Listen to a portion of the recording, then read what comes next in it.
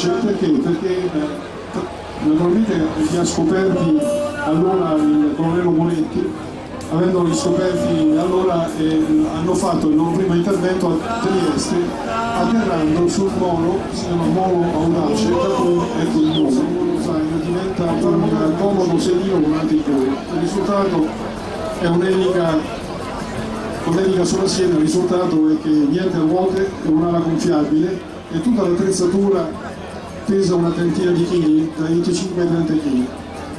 Loro fanno, vedete, questa manovra che si chiama canopy, cioè che sarebbe quella che nei paracadutisti viene realizzata con il paracadutista che segue con i piedi sulla calotta del paracadutista che lo precede, mentre loro in questa discesa sono a una distanza, un parametro abbastanza completo, abbastanza importante, e comunque è sempre difficile poter mantenere questa distanza. Vedete che hanno lanciato una specie di guida che serve a loro per vedere la direzione del vento, che loro sono soggetti al vento in maniera particolare.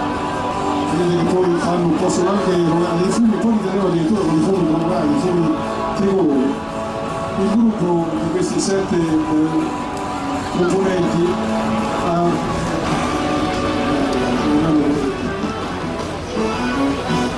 allora partecipano importantissimi spettacoli in medaglia che vedono tra le altre la presenza del Francesco.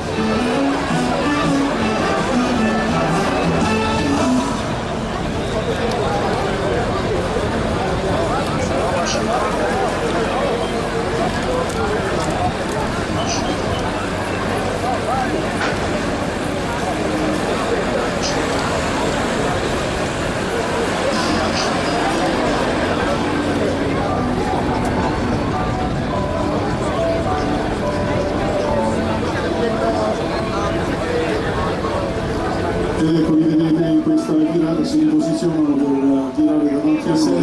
Amici miei, avete scoperto le bandierine. Fra un po' vi chiederò di alzarvi e salutare i nostri paracadutisti, sventolando le bandierine, facendogli vedere loro, quindi con questo tricolore che loro stanno creando, facendogli capire che avete apprezzato il loro volo. Grazie della vostra comprensione. Ripeto che fra 10 minuti andremo in onda sul Rai 1, sul Rai Sport, con una copertura completa fino al termine della manifestazione. Ecco, vedo sventolare le bandierine, bravi, bravissimi.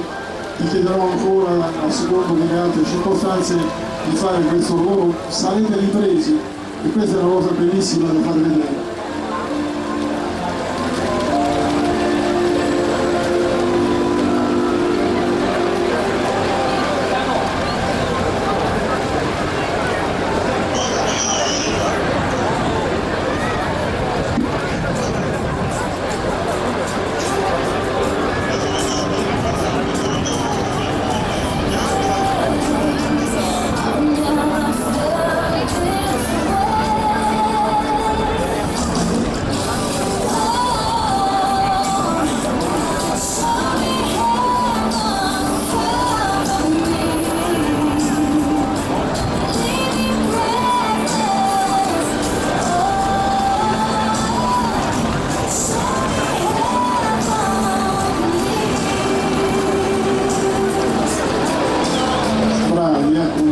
Di nuovo un vostro apprezzamento per questo passaggio con bandiera tricolore.